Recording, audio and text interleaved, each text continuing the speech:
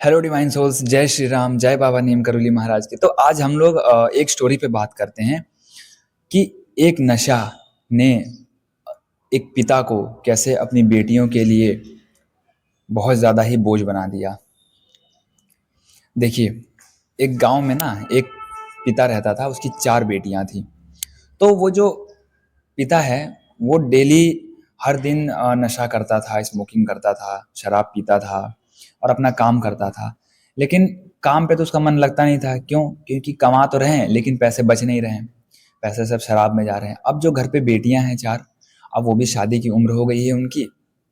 अब उनको जो है कि इधर उधर से मतलब लोग छेड़ रहे हैं, कभी वो सब भटक रही हैं। तो उसमें क्या है कि जब पिता जो है एक एज अ सिक्योरिटी गार्ड, अगर वो नशे में है, मान लीजिए वही भटका हुआ है, तो उसके घर की रक्षा कौन करेगा? उसके घर में कैसे जो बेटियां हैं वो सेफ महसूस करेंगी? तो उस गांव में वो पिता जो था, एक ऐसे टेंशन की वजह से कि हाँ मुझे अपनी बेटियों की शादी करनी है, इस टेंशन में वो नशे की आदत डालता चला गया और इतना ज़्यादा नशा करने लगा कि वो टेंशन और ज़्यादा बढ़ गया। अब वो टेंशन बढ़ता गया, बढ़ता गया, बढ़ता गया, बढ़ता गया, बढ़ता गया। तो वो बेटियां जो थी, अब उनमें से बेटियां जो है वो भी भटकने लगी। अब उनको भी इधर उधर उनका मन डोलने लगा। तो उसमें से जो एक बेटी थी उसके साथ कुछ ऐसा ही हुआ।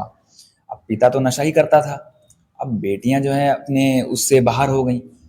तब उसमें क्या हुआ कि वो बेटी जो है अपने जो भी उसका साथी था, जिसके साथ उसका प्रेम प्रसंग चल रहा था, उसके साथ वो एक दिन कहीं चली गई।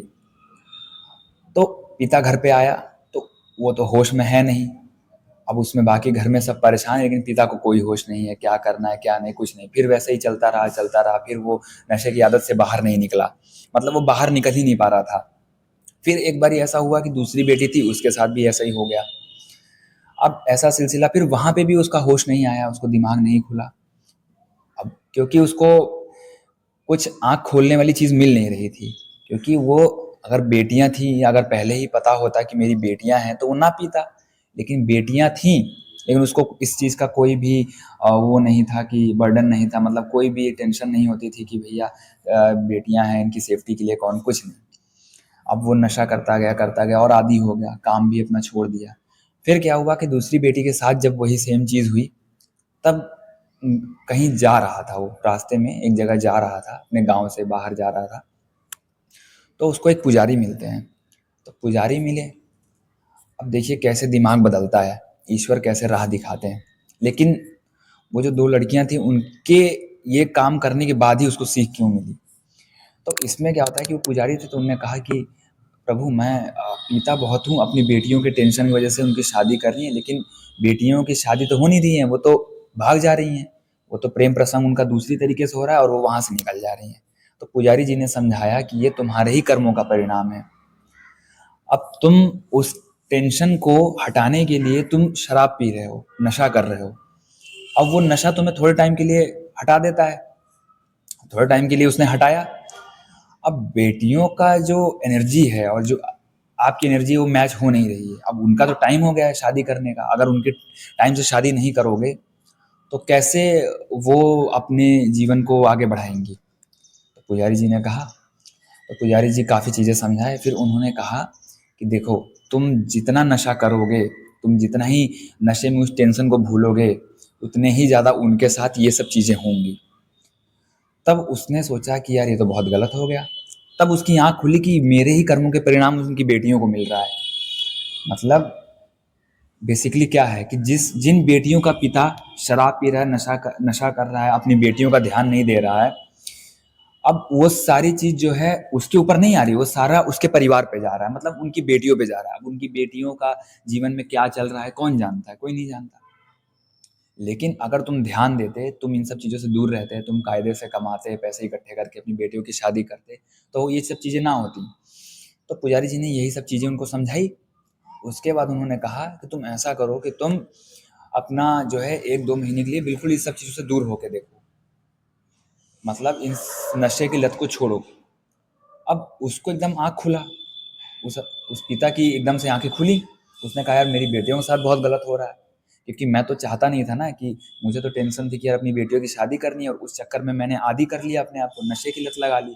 अब उस वो टेंशन दूर करने की वजह से उसने अपने आप को नशे में डाल दिया। लेकिन इधर बेटियों के साथ क्या हो रहा था उसको तब पता चला। तो जब उसने 1-2 महीने 3 महीने तक ऐसा किया तो उसने देखा कि यार परिवार में तो काफ़ी अच्छा माहौल बन रहा है और काफ़ी अच्छी चीज़ें हो रही हैं। मतलब बेटियों का भी जीवन जो है एक लाइन पे आ चुकी है। मतलब बेटियाँ भी मुझसे जो भी कहना है कह ले रही हैं। अब उससे जब नशे में पीता होगा तो बेटियाँ क्या कहेंगी? धीरे-धीरे पिता की जो स्वास्थ्य था उसमें भी सुधार आने लगा।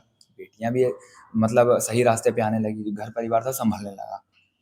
तब क्या उसने देखा कि यार इस काम से तो ये काम छोड़ने की वजह से तो मेरा इतना बढ़िया घर चल रहा है। बेटियों में उसने फिर ऐसे ही करके ऐसे ही किया, आगे बढ़ता रहा। फिर उसने नशे की लत कभी नहीं लगाई, नशा कभी नहीं किया।